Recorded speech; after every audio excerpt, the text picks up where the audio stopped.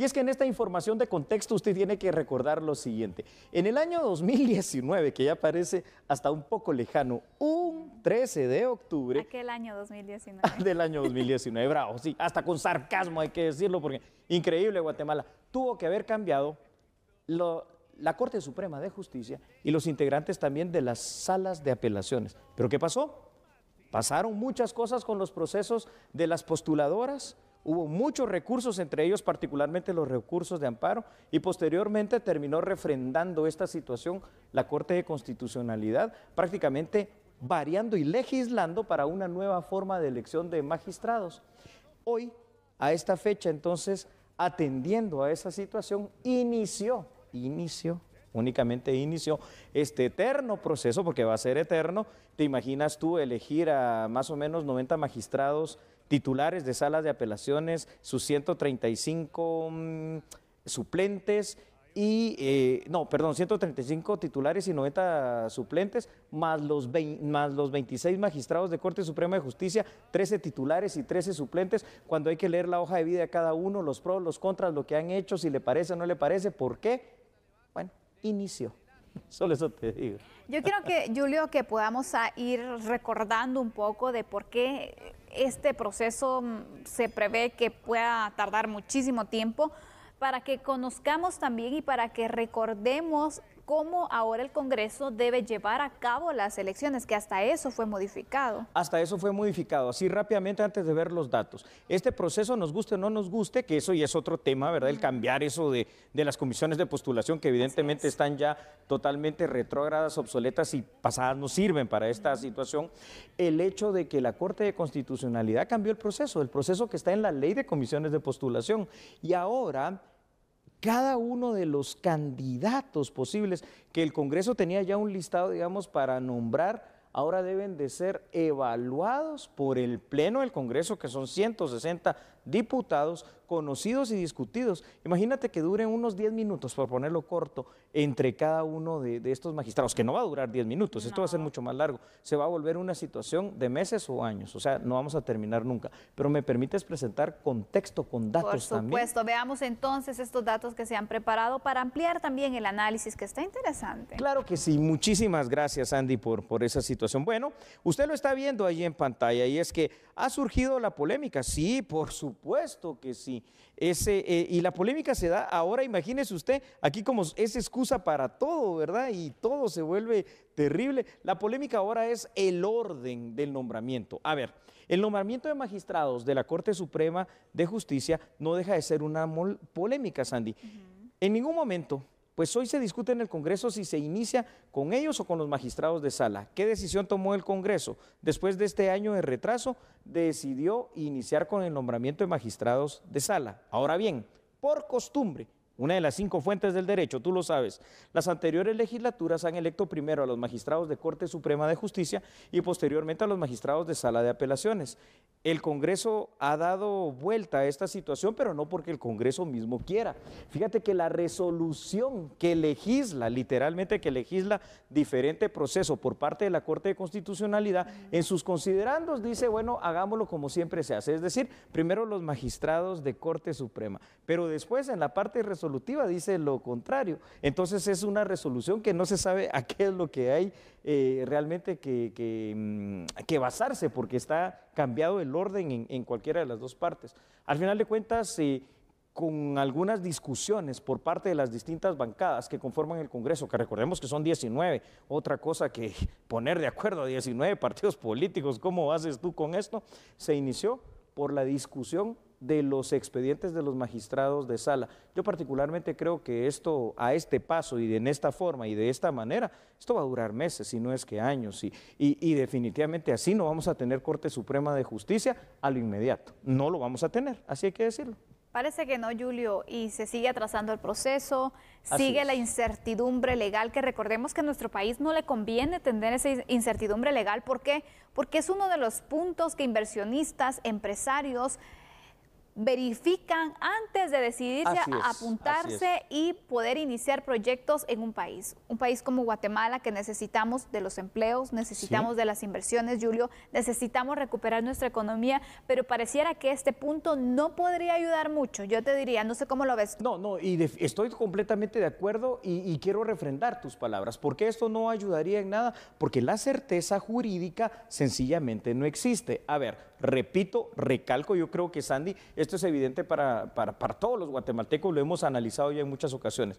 La forma de las comisiones de postulación, eso hay que cambiarlo. Por eso hablamos de una reforma completa, integral, de lo que dice la Constitución en el tema del sector justicia. Esto hay que variarlo, pero nos guste o no nos guste, es el procedimiento vigente.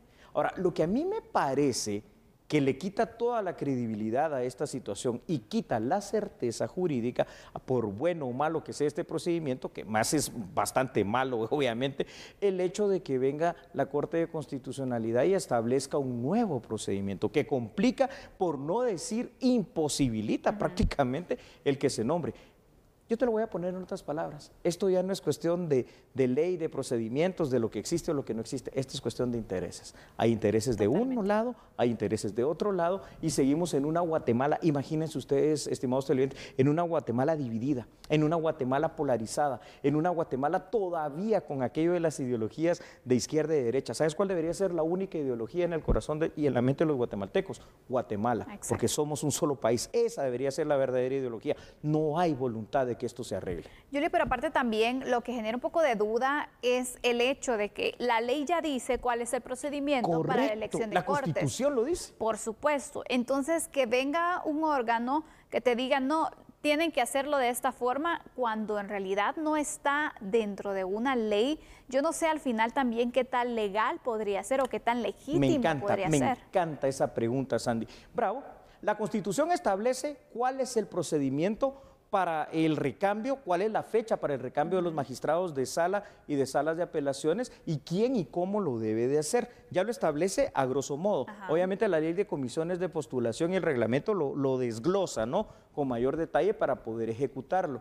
Entonces, no dice en ningún momento la ley que va a poder haber otro organismo legislativo que legisle. Legislar es hacer nuevas leyes, nuevos procedimientos, nuevos órdenes que cambien inclusive lo que establece la Constitución.